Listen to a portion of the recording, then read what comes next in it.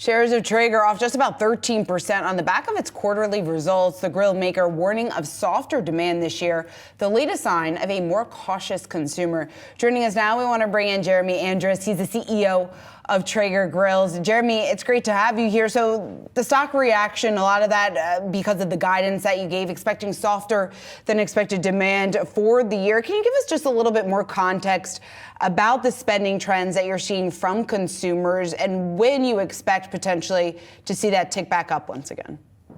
Absolutely. Good to be here. I would start by saying we had a solid quarter in a tough environment. Sales grew by 18% in the quarter.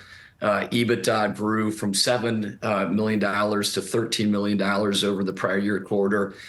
And if you step back and look at the year, in an 8% decline on top line, we grew EBITDA by 47% and expanded gross margins by 200 basis points. So I say that to sort of set the context for the environment that we're in, which is high ticket consumer durable is a tough space to be in the moment. There was a lot of pull forward demand that came from the pandemic. Consumers were home buying, and that's created some pressure on these categories, outdoor cooking included. And so we've taken this moment as the industry sorts through the pull forward demand to really focus on financial health, financial flexibility, to drive profitability, to create a more efficient P&L with better margins. And that feels like the prudent thing to do in this environment.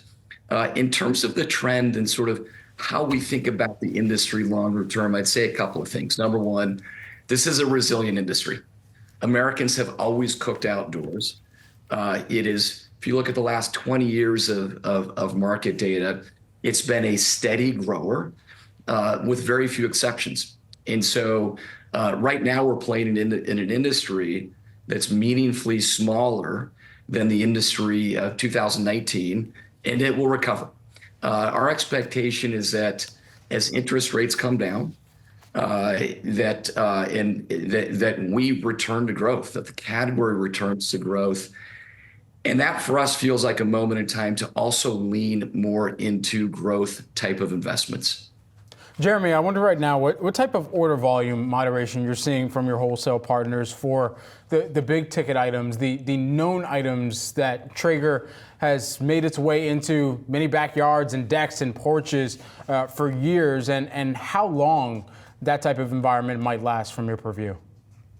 Well, look, the industry accelerated meaningfully in 20 and 21, and it's declined the last 2 years. 2022 it declined high teens.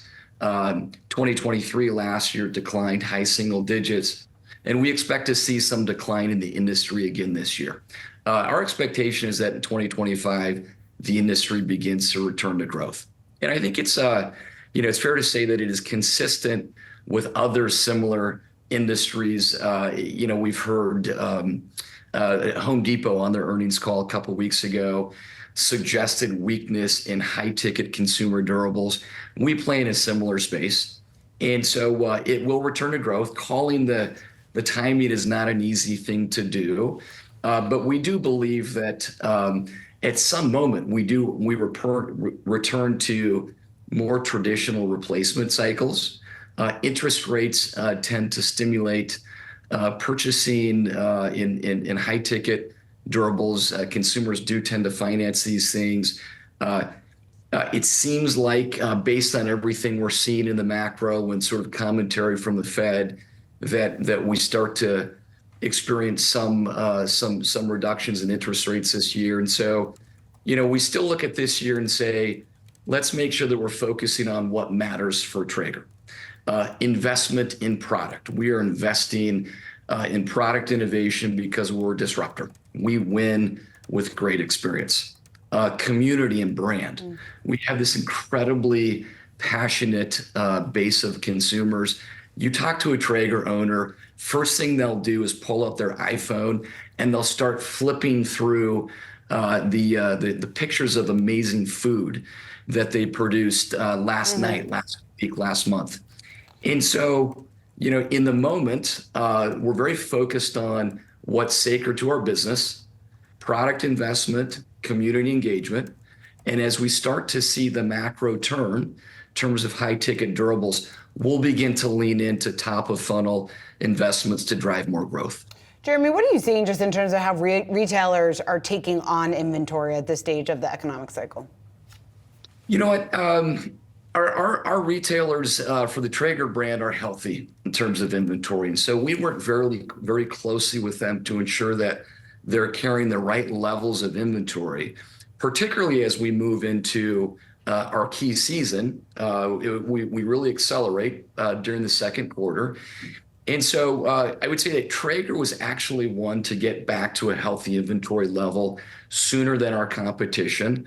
And that's helped a lot. That's created a more productive conversation with our retailers to ensure that they're holding the right levels of inventory to support the demand.